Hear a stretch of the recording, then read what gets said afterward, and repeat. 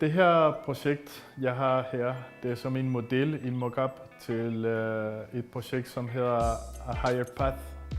Et projekt, som er en slags platform, kigtårn, pavillon, som bliver installeret muligvis på en af de små skov, de har på Værvopark.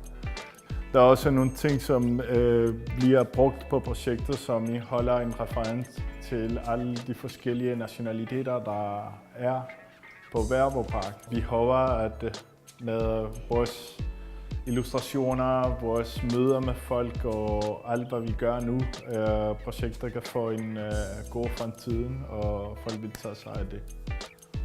Jeg har arbejdet med at prøve at finde en visuel fortælling omkring Værvopark. Derfor har jeg så valgt at møde folk, høre nogle af deres fortællinger. Hvad er der af billeder af den fortælling? Det er jo også vigtigt, fordi for mig vil jeg gerne have en visuel fortælling. På en måde visualisere folks fortælling. Det er så de her, der står der 3 akvareller, som er lavet med udgangspunkt i 3 samtaler, som jeg har haft her med beboere, eller brugere af stedet. Der er der er Søren, der er Jan nede for rådgivning, og der er Liselotte. Alle de her 3 tegninger, de skulle gerne blive til 8.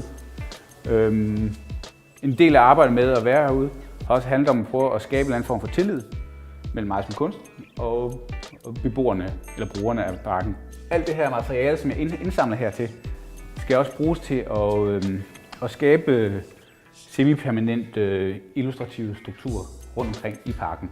Mit projekt i Værvopark, det går ud på cirkler, som binder både Værvopark på den her side af motorvejen sammen med resten af Bagsværd. Sådan nogle cirkler, der markerer områder som en slags åbne lærreder eller åben scene for en handling, for en aktivitet, for et møde.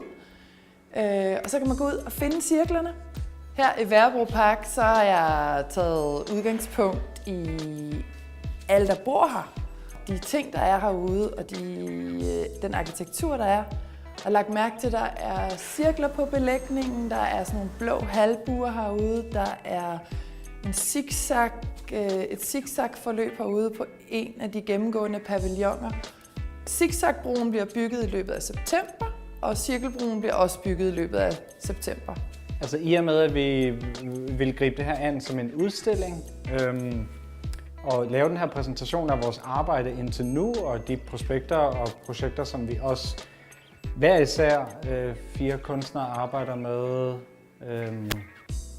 og planlægger i sådan et længere tidsperspektiv på, vil jeg også lave de her sådan, singulære værkudsagn. En af dem blev en trillebør, som fungerer som fotostatkasse. I og med, at vi har et arbejdsophold, som er baseret på at være til stede, så synes jeg, at det er oplagt at finde materiale lokalt. Og jeg vil jo gerne lave det her sådan objektmaleri, og jeg er ikke maler, men jeg er heller ikke skulptør, men jeg synes, det vil gerne lave den her sådan. Jeg tror, jeg er interesseret i hvert fald at lave det her sådan, lave et godt objekt, der kan anspore en samtale og en dialog.